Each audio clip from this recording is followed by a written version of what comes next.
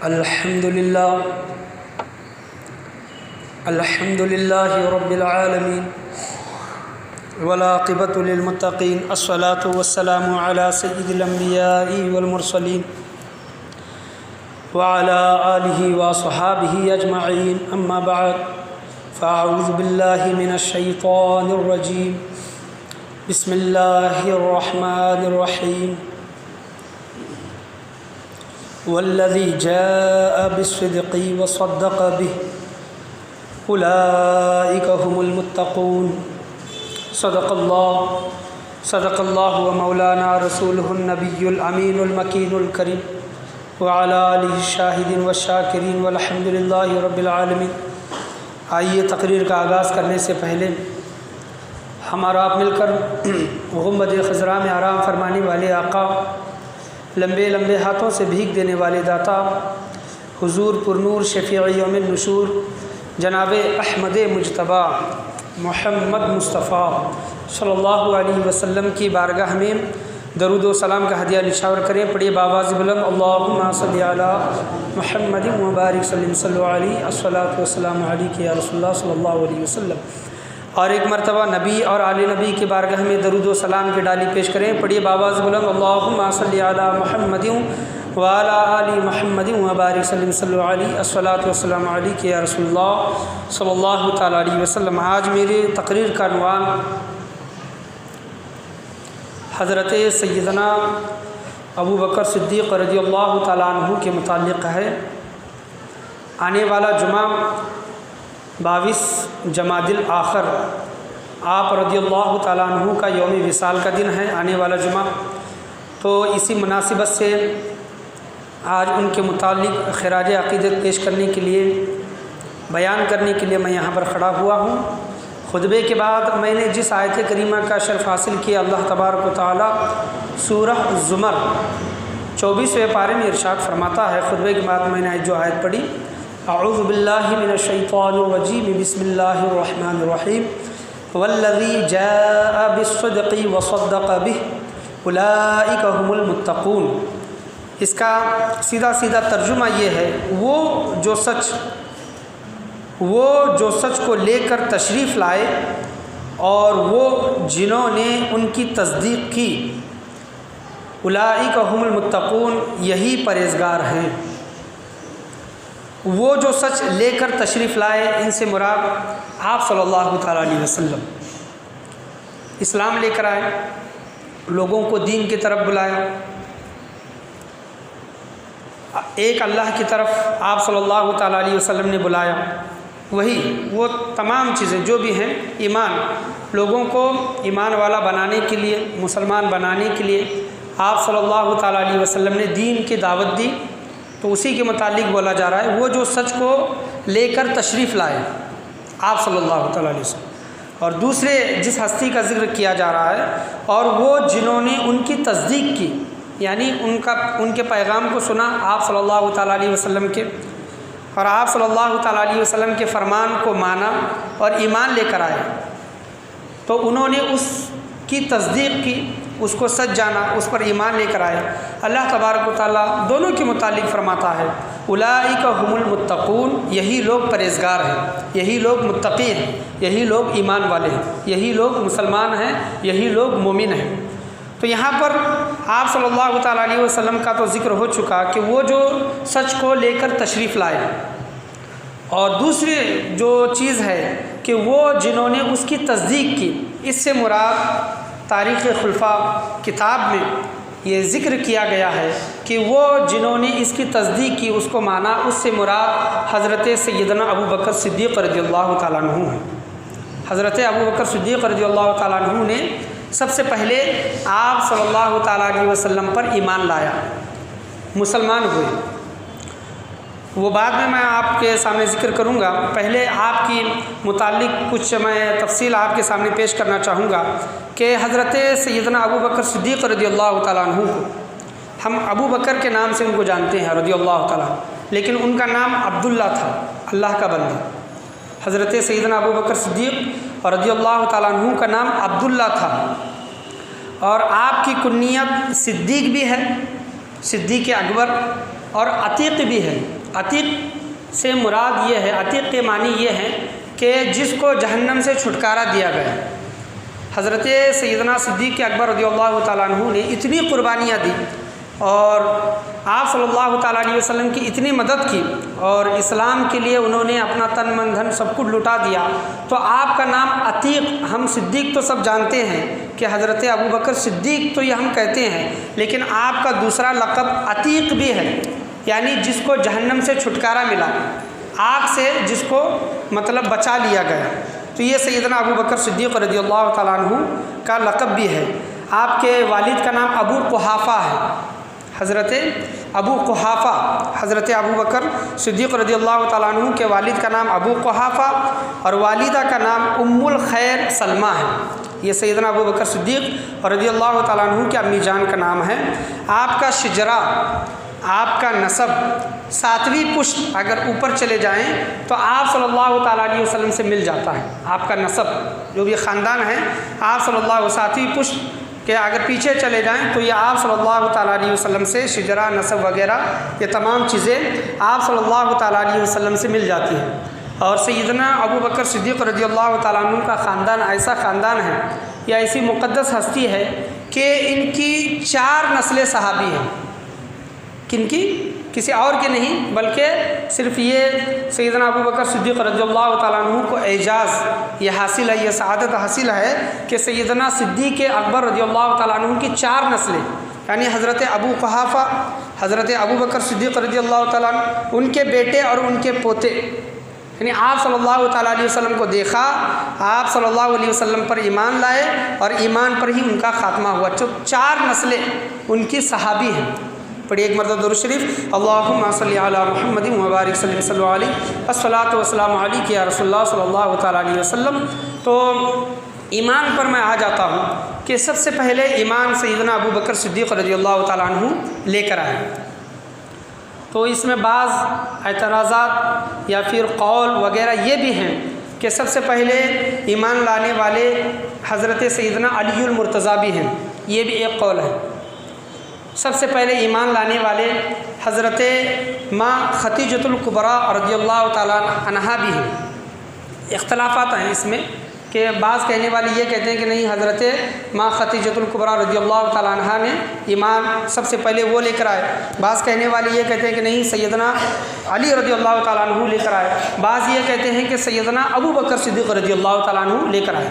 تو یہ امام اعظم ابو حنیفہ نے یہ تمام لوگوں کے قول کو جمع کیا اور اس کی تطبیق، یعنی جو مطلب باتیں آپس میں جو ٹکراتی ہیں، ایسا لگتا ہے کہ یہ ٹکرا رہی ہیں، اس میں سے کون سا قول صحیح ہے، کون سا قول صحیح نہیں ہے، یہ اگر ہم کو سمجھ میں نہیں آئے تو اس کو کہتے ہیں تطبیق۔ جو علماء کرام ایک بات نکالتے ہیں کہ کچھ باتوں میں اختلاف ہو تو وہ باتوں کو سمجھنے کے لیے اس کو کہتے ہیں تطبیق۔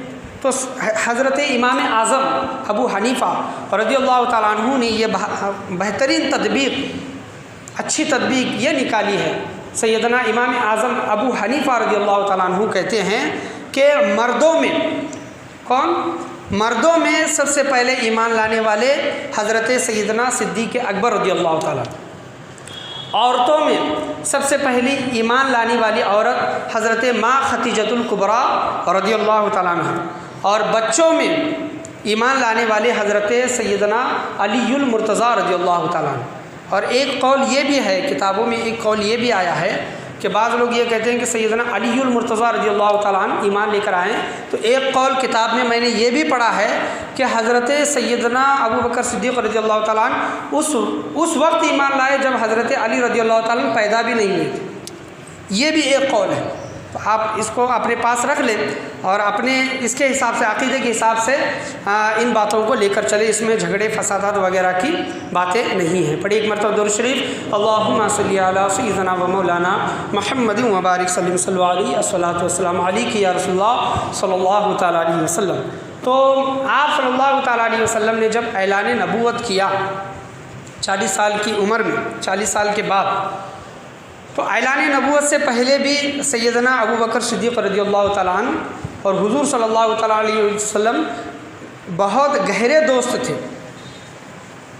آپس میں ان کے تعلقات بہت اچھے تھے، تجارت کے لیے یہ باہر بھی یہ دونوں حضرات باہر جایا کرتے تھے۔ تو حضرت صدیق اکبر رضی اللہ تعالیٰ عنہ کے ایمان لانے کا واقعہ میں آپ کے سامنے بیان کر رہا ہوں، جیسا کہ میں نے جو سورہ زمر کی جو 24 پارے کی آیت پڑھی کہ والذی جاء بالصدق وصدق به، جو سچ کو لے کر تشریف لائے اور جنہوں نے تصدیق کی، یعنی سیدنا ابو بکر صدیق رضی اللہ تعالیٰ ان کے ایمان لانے کا واقعہ بہترین ہے اور سبق حاصل کرنے کا واقعہ ہے کہ سیدنا ابو بکر صدیق رضی اللہ عنہ سفر کے لیے ملک شام کی طرف چلے، اور اس وقت گرجا گھر چرچ جس کو ہم کہتے ہیں کہ رکنے کے لیے گرجا گھر میں حضرت سیدنا ابو بکر صدیق رضی اللہ عنہ رکے، اور خواب میں رات میں جب سوئے تو خواب میں ان کو ایک ایسا بہترین خواب آیا کہ چاند حضرت سیدنا ابو بکر صدیق رضی اللہ تعالیٰ عنہ کی گود میں آ رہا ہے۔ یہ کب کا واقعہ ہے کہ آپ صلی اللہ علیہ وسلم نے جب اعلان نبوت نہیں کیا تھا اس وقت کا واقعہ ہے۔ تو چاند حضرت سیدنا ابو بکر صدیق رضی اللہ عنہ کی گود میں تشریف لا رہا ہے، اور آپ رضی اللہ عنہ حضرت سیدنا ابو بکر صدیق رضی اللہ عنہ اس چاند کو اپنی گود میں لے رہے ہیں۔ جب یہ خواب دیکھا تو اٹھے، اور جو گرجا گھر کا چرچ کا جو پادری جس کو کہتے ہیں جس کا نام بحیرہ تھا، اس کے سامنے خواب بیان کیا، اور اس وقت تورات زبور وغیرہ کا علم رکھنے والے لوگ تھے، اور اس علم کی روشنی میں خوابوں کی تعبیر بھی بیان کرتے تھے کہ اس خواب کی تعبیر کیا ہوگی۔ تو بحیرہ راہب نے جب سیدنا ابو بکر صدیق رضی اللہ عنہ کا وہ جب خواب سنا کہ چاند آپ کی گود میں تشریف لا رہا ہے اور آپ اس چاند کو اپنی گود میں لے رہے ہیں، تو وہ بحیرہ راہب کہتا ہے کہ اگر خدا کی قسم سچ میں آپ کو یہی خواب آیا ہے، یہی خواب آپ کو آیا ہے جو آپ بیان کر رہے ہیں، تو آپ تیار ہو جائیے کہ نبی آخر الزمان صلی اللہ تعالیٰ علیہ وسلم نے اعلان نبوت کر دیا ہے، یا یہ کہا کہ بہت جلد آپ کے قبیلے میں، آپ کے شہر میں، مکہ شہر میں ایک شخص اعلان کرے گا آخری نبی ہونے کا اعلان کرے گا، اور آپ سب سے پہلے اس پر ایمان لے کر آئیں گے۔ سبحان اللہ، آپ سب سے پہلے ایمان لے کر آئیں گے، آپ کو مکہ چھوڑنا پڑے گا، مکہ چھوڑ کر مدینہ جانا پڑے گا۔ یہ کتابوں میں آیا ہے، تاریخ الخلفاء، نزہۃ المجالس وغیرہ، یہ کتاب کی باتیں میں آپ کے سامنے بیان کر رہا ہوں۔ آپ کو مکہ چھوڑ کر جانا پڑے گا، آپ غار ثور میں رکیں گے۔ راہب نے یہ تمام چیزیں، پادری نے یہ تمام چیزیں بیان کر دی کہ آپ ایک غار میں رکیں گے، اور غار میں آپ دونوں کے علاوہ کوئی نہیں ہوگا، حضور صلی اللہ علیہ وسلم اور آپ کے علاوہ کوئی نہیں ہوگا، اور اس وقت آپ صلی اللہ تعالیٰ علیہ وسلم کا سر آپ کے گود میں ہوگا۔ تو اسی طرح کا خواب جس طرح ہم پڑھتے ہیں، حدیث وغیرہ پڑھتے ہیں کہ آپ صلی اللہ تعالیٰ علیہ وسلم نے غار ثور میں آپ رضی اللہ تعالیٰ عنہ کی گود میں آرام فرمایا، یعنی سر دے کر آرام فرمایا۔ یہ تمام چیزیں بحیرہ راہب نے بیان کر دی۔ اس خواب کی تعبیر معلوم کر کے حضرت سیدنا ابو بکر صدیق رضی اللہ عنہ نے اپنا مال بیچا، اور جب مکہ پہنچے اور آپ صلی اللہ تعالیٰ علیہ وسلم سے ملاقات کی، اور معلوم پتہ چلا کہ آپ صلی اللہ علیہ وسلم نے اعلان نبوت کیا ہے، دین کی دعوت دی ہے لوگوں کو، تو آپ صلی اللہ تعالیٰ علیہ وسلم کے پاس پہنچے اور کہا کہ یا محمد صلی اللہ علیہ وسلم، یا رسول اللہ صلی اللہ علیہ وسلم، مجھے بھی کلمہ پڑھائیے، میں مسلمان ہونا چاہتا ہوں، مجھے کلمہ پڑھائیے، میں مسلمان ہونا چاہتا ہوں۔ کلمہ پڑھے، مسلمان ہوئے۔ کچھ دیر گزرنے کے بعد یہ نبی سے یہ دلائل وغیرہ مانگے جاتے ہیں کہ آپ اگر نبی ہیں تو کوئی معجزہ پیش کریں، تو سیدنا ابو بکر صدیق رضی اللہ تعالیٰ عنہ نے کہا کہ یا رسول اللہ صلی اللہ تعالیٰ علیہ وسلم، میں تو آپ پر پوری طرح سے ایمان لے کر آیا ہوں، لیکن میرا کچھ دل بے چین ہے، اس دل کی تسلی کے لیے آپ کوئی معجزہ پیش کریں۔ میں تو چاہتا نہیں لیکن دل بے چین ہے، آپ کوئی معجزہ پیش کریں۔ تو آپ صلی اللہ تعالیٰ علیہ وسلم نے کہا کہ اے ابو بکر، وہ بحیرہ راہب نے جو تمہاری خواب کی تعبیر کی ہے تمہارے لیے اتنا کافی نہیں ہے۔ سبحان اللہ، بحیرہ راہب نے جو تمہیں خواب پڑھا تھا، خواب جو آیا تھا کہ چاند تمہاری گود میں تشریف لا رہا ہے، اس چاند کی بحیرہ راہب اس پادری نے جو تعبیر کی، وہ تعبیر تمہارے لیے کافی نہیں ہے۔ تو وہ رونے لگے اور کہنے لگے کہ یا رسول اللہ، بس مجھے اتنا ہی کافی ہے۔ تو یہ دیکھیں کہ آپ صلی اللہ تعالیٰ علیہ وسلم کا اختیار اللہ تبارک و تعالیٰ نے صرف مطلب مخلوقات پر بھی نہیں، بلکہ آپ صلی اللہ تعالیٰ علیہ وسلم کو اختیار اللہ تبارک و تعالیٰ نے لوگوں کے خوابوں پر بھی دیا ہے کہ لوگ کیا خواب دیکھتے ہیں، امت کا حال کس طرح ملاحظہ فرماتے ہیں، امت کے اعمال آپ صلی اللہ تعالیٰ علیہ وسلم کے سامنے آج بھی کس طرح پیش کیے جاتے ہیں، یہ اس واقعے سے ہمیں سیکھنے کے لیے ملتا ہے۔ پڑھیے ایک مرتبہ درود شریف، اللہم صلی علی محمد وعلی آل محمد وبارک صلی اللہ علیہ۔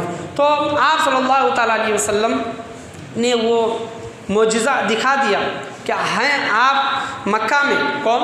آپ صلی اللہ علیہ وسلم، اور حضرت ابوبکر صدیق رضی اللہ تعالیٰ عنہ کو خواب آ رہا ہے کہاں؟ ملک شام میں گفتگو ہو رہی ہے، اس وقت نہ موبائل ہے، نہ ٹی وی ہے، نہ انٹرنیٹ ہے، کچھ نہیں، لیکن اللہ کے عطا سے آپ صلی اللہ تعالیٰ علیہ وسلم کو تمام چیزوں کا علم ہے۔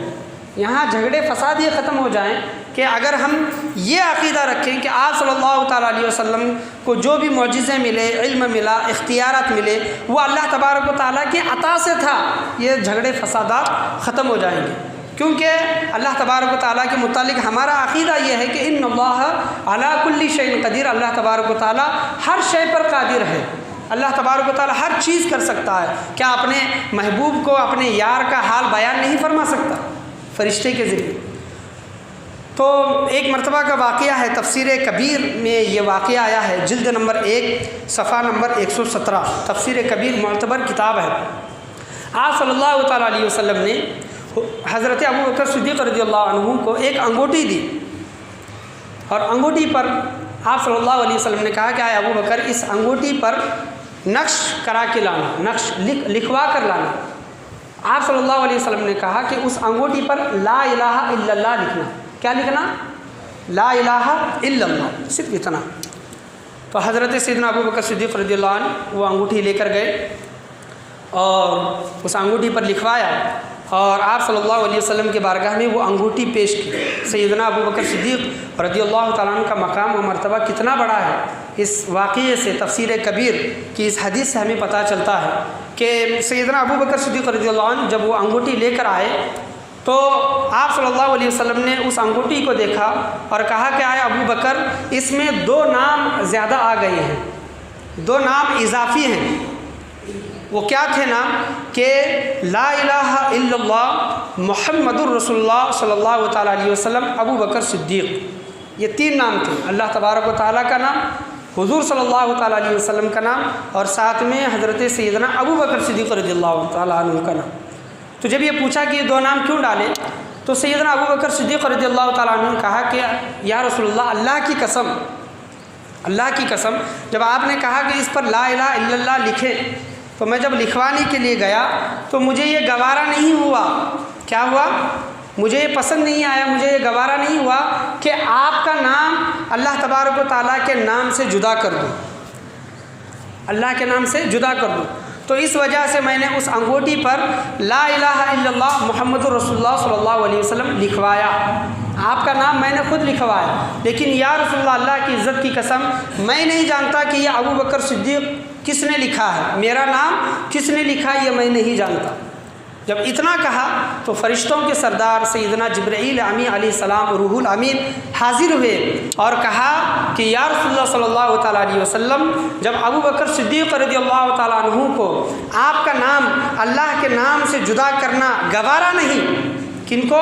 سیدنا صدیق اکبر کو، تو اللہ کو بھی گوارا نہیں کہ آپ کے نام سے سیدنا ابوبکر صدیق رضی اللہ عنہ کا نام جدا کریں۔ سبحان اللہ۔ تو دیکھیں کہ اللہ تبارک و تعالیٰ کے یہاں سیدنا ابوبکر صدیق رضی اللہ عنہ کا مقام کیا ہے کہ سیدنا ابوبکر صدیق رضی اللہ تعالیٰ عنہ نے محمد رسول اللہ صلی اللہ علیہ وسلم لکھوایا، یہ گوارا نہیں کیا کہ اللہ کا نام سے رسول کا نام جدا ہو، اور اللہ نے یہ گوارا نہیں کیا کہ رسول کے نام سے صدیق کا نام جدا ہو۔ سبحان اللہ۔ پڑھیں ایک مرتبہ درود شریف، اللہم صلی علی محمد وبارک سلم صلی اللہ علیہ الصلاۃ والسلام علیک یا رسول اللہ صلی اللہ تعالیٰ علیہ وسلم۔ تو اس سے اندازہ پتہ چلتا ہے، تفسیر کبیر کی یہ حدیث میں آپ کے سامنے بیان کر رہا ہوں کہ سیدنا ابوبکر صدیق رضی اللہ تعالیٰ عنہ کا کتنا بڑا مقام و مرتبہ ہے۔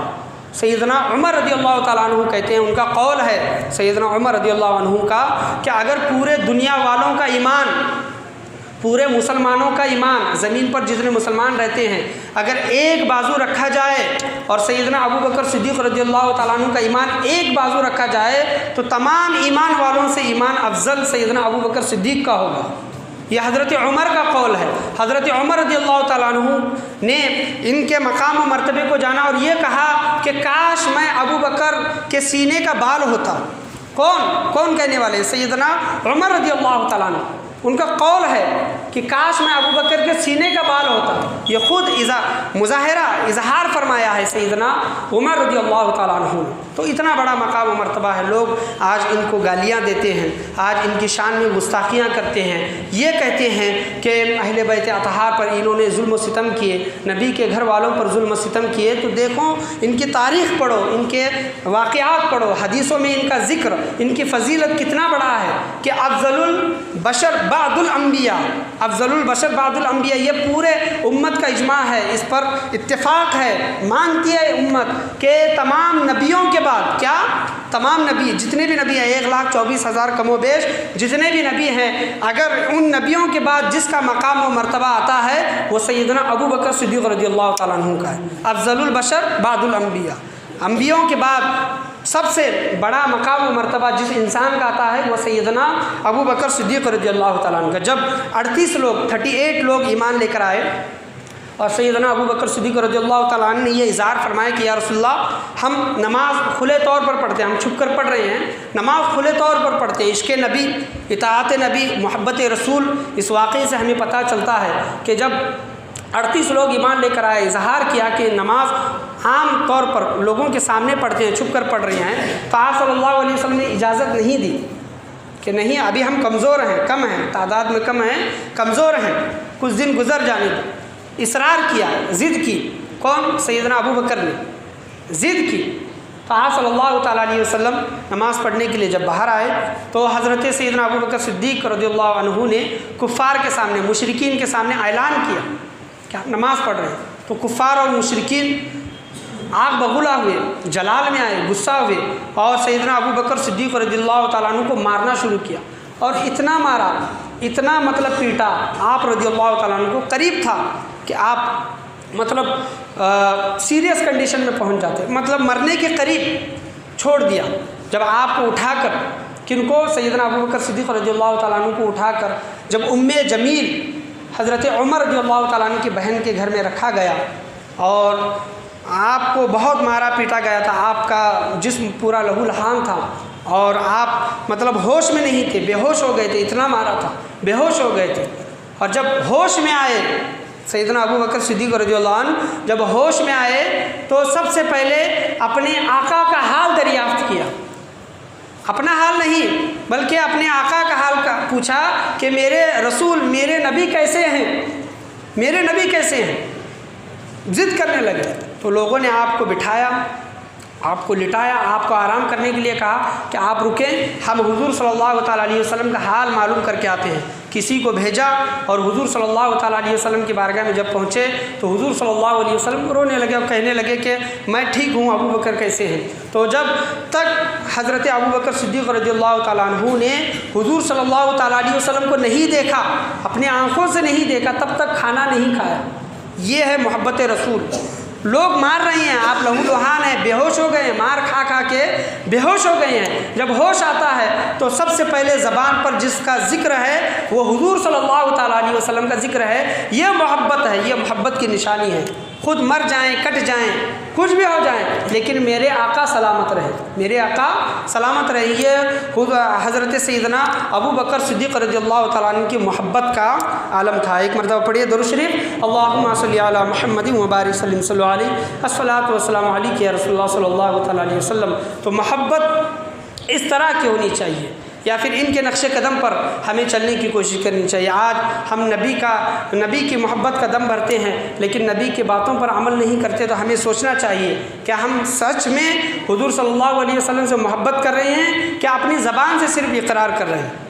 زبان سے اقرار کرنا، زبان سے بولنا، نبی کا دامن نہیں چھوڑیں گے، غوث کا دامن، خواجہ کا دامن اگر نہیں چھوڑیں گے، یہ زبان سے بولنا الگ بات ہے، اور کر کے دکھانا، عملی میدان میں اترنا، یہ الگ بات ہے۔ میرے دادا پیر و مرشد کہتے تھے کہ یہ سنت کے چرچے عقیدت کے دعوے، سنت کے چرچے لوگ بہت کرتے ہیں، عقیدت کے محبت کے دعوے بھی بہت کرتے ہیں، یہ سنت کے چرچے عقیدت کے دعوے، مگر اتباع نبی میں ہے کورے، کلیئر صاف ہیں، کورے ہیں۔ یہ سنت کے چرچے عقیدت کے دعوے مگر اتباع نبی میں ہے کورے، اتباع نبی میں ہم کورے ہیں، ہم اور آپ کورے ہیں۔ زبان سے تو ہوتا ہے اقرار ایسا، عمل سے ہے ظاہر انکار ایسا۔ زبان سے اقرار تو ہم کرتے ہیں لیکن ہمارا عمل سے جو ظاہر جو ہوتا ہے وہ انکار ایسا ہے کہ ہم صرف نبی کا نام لیتے ہیں لیکن نبی کی باتوں کو نہیں مانتے۔ سیدنا ابو بکر صدیق رضی اللہ تعالیٰ عنہ کو لقب، جو صدیق لقب ملا، باتوں کو جو ماننے والے تھے، کس وجہ سے ملا؟ جب آپ صلی اللہ علیہ وسلم نے معراج کا اعلان کیا کہ میں معراج اللہ تبارک و تعالیٰ کا دیدار کر کے آیا ہوں، دروازے کی کنڈی ہلتی رہی، وضو کا پانی بہتا رہا اور بستر جس طرح گرم تھا اسی طرح گرم رہا، اتنے وقت میں جتنے وقت میں کنڈی ہلتی ہے، جتنا وقت پانی کو بہنے کے لیے لگتا ہے، جتنی دیر جب ہم بستر سے سو کر اٹھتے ہیں، بستر جتنی دیر گرم رہ سکتا ہے، آپ اندازہ لگا سکتے ہیں کہ وضو خانہ ہے، چابی کھولے تو پانی جانے میں کتنی دیر لگتی ہے۔ وضو کا پانی جس طرح بہہ رہا تھا بہتا ہی رہا، دروازے کی کنڈی جس طرح ہل رہی تھی ہلتی ہی رہی، گرم جو بستر سے اٹھ کر جو گئے تھے، بستر جس طرح گرم تھا وہ اسی طرح گرم رہا۔ بہت ہی قلیل وقت میں آپ صلی اللہ تعالیٰ علیہ وسلم نے اللہ تبارک و تعالیٰ کا دیدار، ساتوں آسمان، عرش، لامکاں، سدرۃ المنتہا، مسجد حرام سے مسجد اقصی، یہ تمام سفر آپ صلی اللہ تعالیٰ علیہ وسلم نے لمحات میں، سیکنڈ میں طے کیا۔ یہ نہ سمجھنے والی بات ہے لیکن اس پر بھی بیان ہو چکا ہے، معراج کے حوالے پر اس پر بھی بیان ہو چکا ہے کہ یہ کس طرح ممکن ہے۔ براق پر آپ صلی اللہ تعالیٰ علیہ وسلم سوار تھے، یہ الگ موضوع ہے، میں اس موضوع پر جانا نہیں چاہوں گا، اس میں وقت چلا جائے گا، لیکن بتانے کا حاصل کلام یہ ہے کہ جب آپ صلی اللہ تعالیٰ علیہ وسلم نے معراج کا اعلان کیا کہ میں معراج پر جا کر آیا ہوں، اللہ کا دیدار کر کے آیا ہوں، ساتوں آسمان، لامکاں، سدرۃ المنتہا، یہ تمام سفر طے کر کے نمازوں کا تحفہ میں لے کر آیا ہوں، تو بہت سے لوگ جو آپ صلی اللہ تعالیٰ علیہ وسلم پر ایمان لائے تھے اس میں مرتد بھی ہوئے، پھر گئے، اور کفار و مشرکین مذاق اڑانے لگے کہ اتنے وقت میں کون جا کر آ سکتا ہے، یہ ناممکن، امپاسبل بات ہے کہ یہ ایسی چیز اتنے وقت میں نہیں ہو سکتی۔ بہت سے لوگوں نے تانا دیا، مذاق اڑانے لگے وغیرہ وغیرہ۔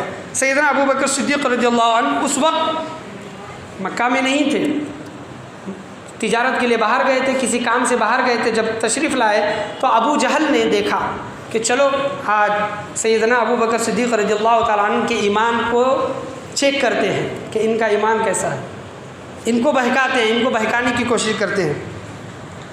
تو ابو جہل ابو بکر رضی اللہ عنہ کے پاس جب پہنچا اور کہنے لگا کہ اے ابو بکر، میں آپ سے کچھ بات کرنا چاہتا ہوں، بولو کیا بات ہے؟ تو ابو جہل نے کہا کہ اگر آپ کو کوئی کہے کہ چند لمحات میں، چند سیکنڈ میں ایک انسان مسجد حرام سے لے کر مسجد اقصی، ساتوں آسمان، جنت دوزخ وغیرہ، سدرۃ المنتہا، لامکاں وغیرہ، یہ سفر کر کے آیا ہے، سفر کر کے آیا ہے، کیا تم اس بات کو مانو گے؟ اس بات کو مانو گے، اس بات کو تسلیم کرو گے کہ چند وقت میں مطلب اتنا سفر طے کر کے آیا ہے؟ تو حضرت سیدنا ابو بکر صدیق رضی اللہ تعالیٰ عنہ جواب دیتے ہیں کہ اے ابو جہل، میں نے تیری بات تو سن لی، تو کیا کہنا چاہتا ہے؟ مجھے یہ بتا، یہ اعلان کس نے کیا ہے؟ سبحان اللہ، یہ اعلان کس نے کیا ہے؟ اگر یہ اعلان میرا نبی کرتا ہے، یہ اعلان میرے نبی آخر الزماں کرتے ہیں، تو اس میں تعجب کی بات کیا ہے؟ تعجب کی بات کیا ہے؟ اگر یہ اعلان میرے نبی کرتے ہیں تو میں اس کو 100% مانتا ہوں کہ ہاں میرے نبی نے مسجد اقصی سے مسجد حرام سے مسجد اقصی، ساتوں آسمان، سدرۃ المنتہا، لامکاں، یہ تمام چیزوں کا، تمام جگہ کا سفر کر کے آیا ہے، اس چیز پر میں ایمان لے کر آتا ہوں، اس چیز پر میں ایمان لے کر آتا ہوں۔ اے ابو جہل، تو اس کی بات کر رہا ہے، ہم تو اس سے بڑی بڑی چیزوں پر ایمان لے کر آئے ہیں، ہم تو 360 خداؤں کو ماننے والے تھے، حضرت ابو بکر کہتے ہیں کہ ابو جہل ہم 360 خداؤں کو ماننے والے تھے، آپ صلی اللہ تعالیٰ علیہ وسلم نے کہا کہ 360 خدا جھوٹے ہیں، بت جھوٹے ہیں، ایک خدا کو مانو، ایک خدا کی عبادت کرو۔ ہم خدا کو دیکھے نہیں لیکن ایمان لے کر آئے ہیں، ایک خدا کے لیے ہم نے 360 بتوں کو چھوڑ دیا۔ آپ صلی اللہ تعالیٰ علیہ وسلم نے کہا کہ جنت حق ہے، جنت کو ہم نے دیکھا نہیں، اے ابو جہل ہم جنت پر ایمان لے کر آتے ہیں۔ اے ابو جہل، آپ صلی اللہ تعالیٰ علیہ وسلم نے کہا کہ جہنم میں ہونے والا عذاب حق ہے، جہنم حق ہے، ہم نے جہنم کو دیکھا نہیں، ہم جہنم پر بھی ایمان لے کر آئے۔ ہم نے فرشتوں کو دیکھا نہیں، ہم نے فرشتوں پر بھی ایمان لے کر آئے۔ قبر میں کیا ہونے والا ہے ہم نے دیکھا نہیں، آپ صلی اللہ تعالیٰ علیہ وسلم نے کہا کہ قبر میں عذاب بھی ہوگا، ثواب بھی ملے گا۔ ہم نے قبر کا حال دیکھا نہیں لیکن ہم قبر کے حالات پر بھی ایمان لے کر آتے ہیں۔ قیامت کے دن جب ہم ریزہ ریزہ ہو جائیں گے، قبر میں ہمارے تمام اجزاء ریزہ ریزہ ہو جائیں گے، والبعث بعد الموت، مرنے کے بعد اٹھائے جانے پر اللہ تبارک و تعالیٰ اٹھائے گا، حساب و کتاب کا دن برپا ہوگا۔ ہم نے اس دن کو دیکھا نہیں، قیامت کے دن کو دیکھا نہیں، لیکن اے ابو جہل ہم اس پر بھی ایمان لے کر آتے ہیں۔ تو یہ کیا کم ہے؟ مطلب ایمان لانا، یہ میں ہمیشہ بار بار کہتا ہوں، ایمان کس کو کہتے ہیں؟ مان لینا۔ کیا کرنا؟ مان لینا۔ اللہ کو نہیں دیکھا، مان لیا، ایمان لائے۔ جنت دوزخ کو نہیں دیکھا، مان لیا، ایمان لائے۔ مان لینے کو ایمان لانا کہتے ہیں، اور جو دیکھ کر ایمان جو لاتا ہے وہ اس کو ایمان لانا نہیں کہتے۔ جیسے وہ بہلول دانا وغیرہ رضی اللہ تعالیٰ عنہ، وہ جو جنت میں جو گھر بناتے تھے، خلیفہ ہارون رشید، یہ واقعہ میں بیان کر چکا ہوں لیکن یہ بیان نہیں کروں گا۔ جو دیکھ کر ایمان لائے اس میں بڑی بات نہیں ہے، جو بغیر دیکھے ایمان لائے ان کے متعلق تو اللہ تبارک و تعالیٰ کہتا ہے کہ جو سچ کو لے کر آنے والے ہیں، جو سچ کو ماننے والے ہیں، اولئک هم المتقون، یہی لوگ پرہیزگار ہیں، یہی لوگ متقی ہیں، یہی لوگ سچے ہیں۔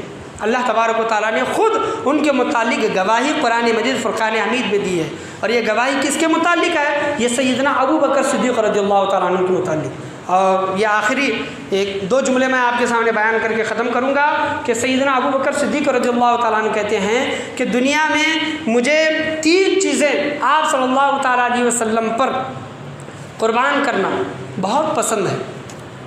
3 چیزیں مجھے دنیا میں، حضرت سیدنا ابو بکر صدیق کہتے ہیں کہ 3 چیزیں مجھے دنیا میں بے حد پسند ہے، بہت زیادہ پسند ہے۔ تو سیدنا ابو بکر صدیق کہتے ہیں کہ پہلی چیز، میں حضور صلی اللہ علیہ وسلم کے چہرے کو دیکھوں، ہمیشہ دیکھتا رہوں۔ مجھے دنیا میں یہ بہت بہترین چیز ہے، مجھے یہ چیز بہت پسند ہے کہ میں سرکار دو عالم صلی اللہ تعالیٰ علیہ وسلم کے چہرے کو تکتا رہوں۔ اور دوسری چیز، آپ صلی اللہ تعالیٰ علیہ وسلم پر مال قربان کرتا رہوں۔ کیا کرتا رہوں؟ مال، ہمیشہ جب بھی ضرورت پڑے، میرے پاس جتنا بھی مال ہے، آپ صلی اللہ تعالیٰ علیہ وسلم پر مال میں قربان کرتا رہوں۔ اور دنیا میں مجھے جو تیسری چیز جو بے حد پسند ہے وہ میری بیٹی عائشہ صدیقہ رضی اللہ تعالیٰ عنہ جو حضور صلی اللہ تعالیٰ علیہ وسلم کی نکاح میں گئی، یہ مجھے بہت زیادہ، سب سے زیادہ پسند ہے۔